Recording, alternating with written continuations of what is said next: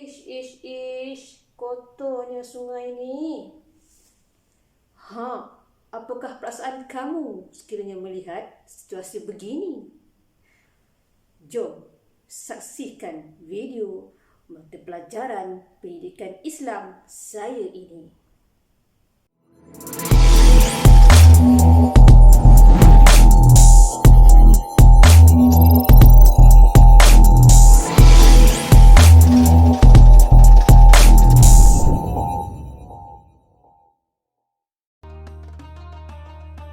Assalamualaikum warahmatullahi wabarakatuh. Bersama saya Ustazah Tijah dalam mata pelajaran pendidikan Islam bagi tahun 6. InsyaAllah pada hari ini kita akan pelajari dalam bidang adab dengan tajuk Hargailah Alam. Baiklah murid-murid, sebelum kita mulakan pelajaran kita pada hari ini, mari kita lihat dahulu apakah objektif pelajaran kita pada hari ini. Objektif pelajaran kita pada hari ini, yang pertama, murid dapat menyatakan adab terhadap alam sekitar. Yang kedua, murid dapat menjelaskan kepentingan adab terhadap alam sekitar. Yang ketiga, murid dapat menganalisis akibat mengabaikan adab terhadap alam sekitar. Dan yang keempat, murid dapat merumus dan mengamalkan adab terhadap alam sekitar.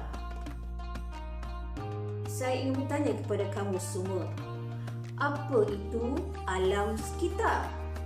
Alam sekitar ialah semua sumber ciptaan Allah seperti sungai, lautan, tumbuh-tumbuhan, udara dan sebagainya. Semua sumber ini perlu dipelihara supaya keharmonian kehidupan manusia sentiasa terpelihara. Baiklah murid-murid, sekarang kita lihat apakah adab-adab terhadap alam sekitar. Okey, yang pertamanya ialah mengawal aktiviti pelepasan asap daripada kilang atau kenderaan yang mengandungi bahan kimia yang amat berbahaya, seperti menggunakan alat kawalan pencemaran udara. Yang kedua ialah menguruskan aktiviti pembuangan sampah, sisa toksik dan pepejal secara sistematik dan terkawal, seperti pungutan sampah dan sisa bahan kimia secara berkala.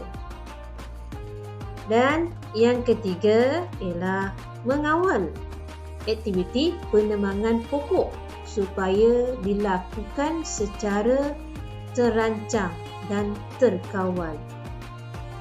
Seterusnya murid-murid, kita lihat apakah kepentingan adab terhadap alam sekitar.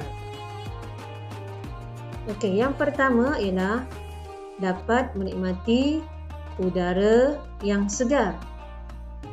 Apabila kita menjaga alam sekitar kita dengan baik, dengan bersih, maka kita dapat menghirup udara yang segar. Okey, seterusnya, yang kedua ialah menjamin kesejahteraan dan kesihatan.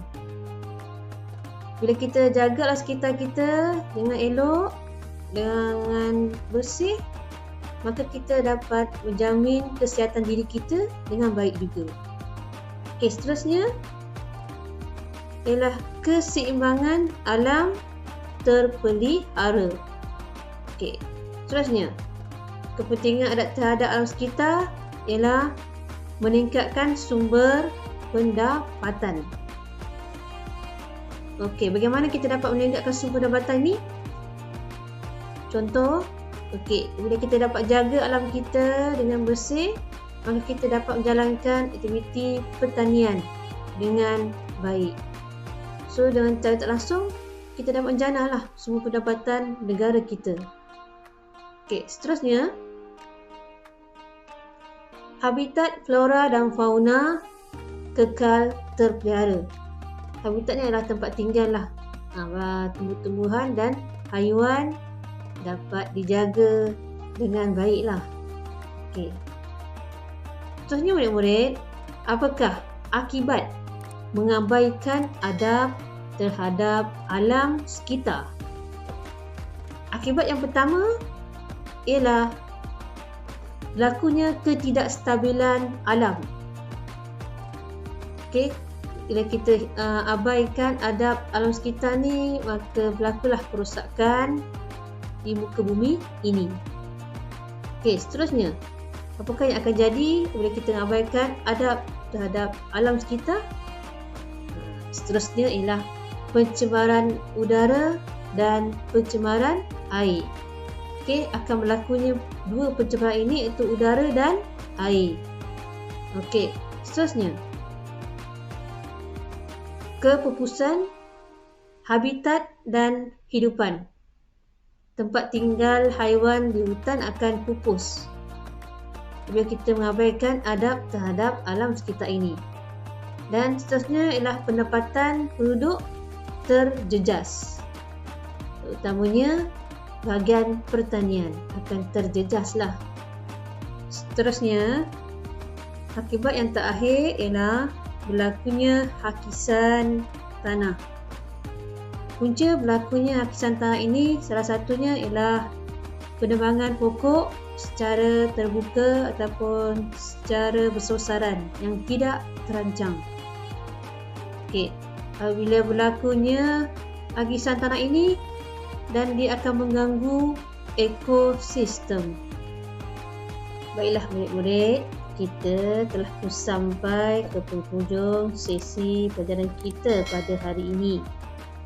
Sebagai kesimpulannya, adab terhadap alam sekitar perlu diamalkan supaya kelestarian alam terus terpelihara.